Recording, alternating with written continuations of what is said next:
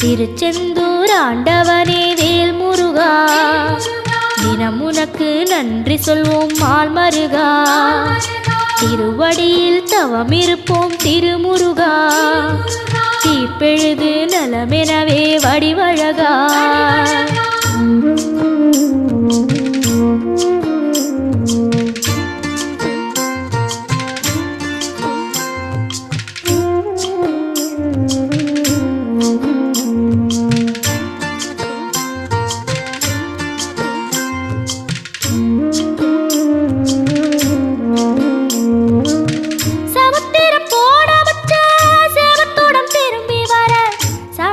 சாமி முந்தன் சன்னதியில் வேண்டி நின்றேன்.